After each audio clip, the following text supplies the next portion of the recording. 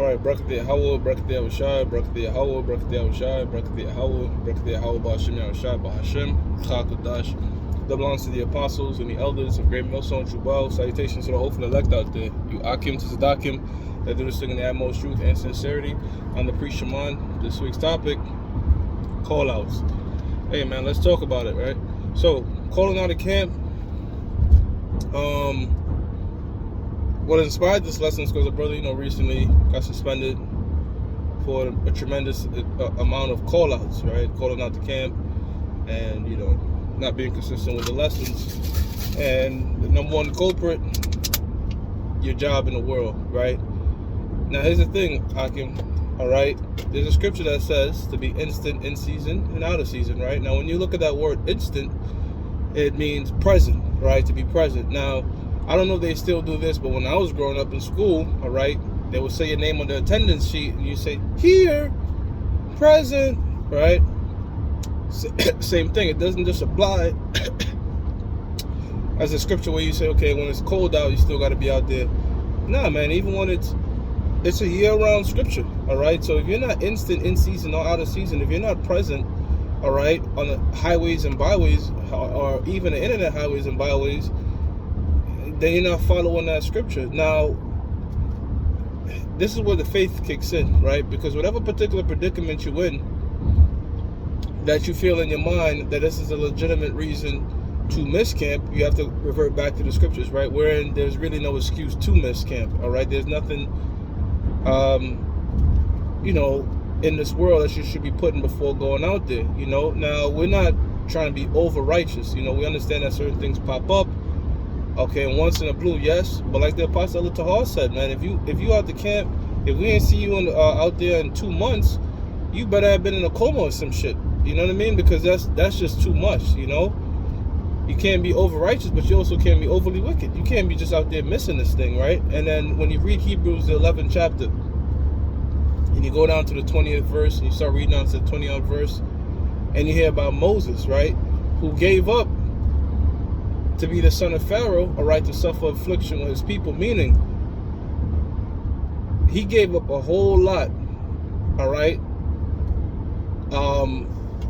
to not enjoy the pleasures of sin for a season or what have you, okay, but to suffer affliction with his people. So there's nothing really on this, and none of us is living the equivalent, all right, of what Moses was living, all right. So you can't say this is too great a sacrifice to give up, whether it's a job or some sort of career or something in the world. None of us had the riches and status, all right, that he had, that he gave up, all right, okay. And the Lord, all right, scripture says that things aforetime were written for our learning. So that the Lord left that there as an example, all right, of look of what greatness this man gave up to serve me, that we may look at it and say, damn, shit, like, what am I really doing? Am I really putting this before the Lord? Look at the men of old, look what they did, look what the sacrifices they've made and the things that they've given up. And guess what? The Lord always rewards you 100-fold, brothers. I've experienced it.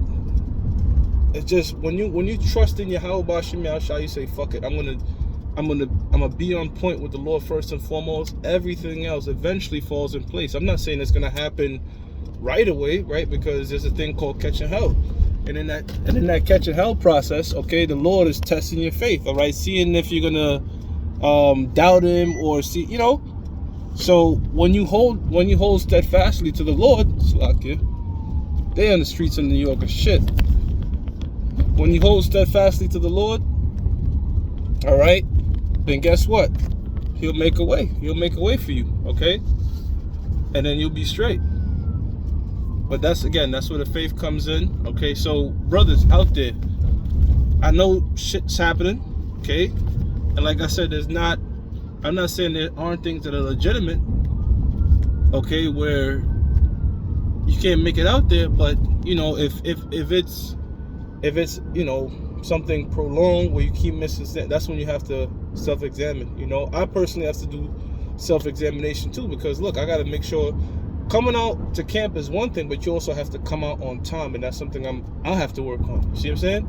So it's not just going out there, consistently. Make sure, you know, you're doing what's right in the eyes of the Lord, okay? But you also have to come out there on time, all right? This thing is a full-time job, you know? The scripture says we're laborers.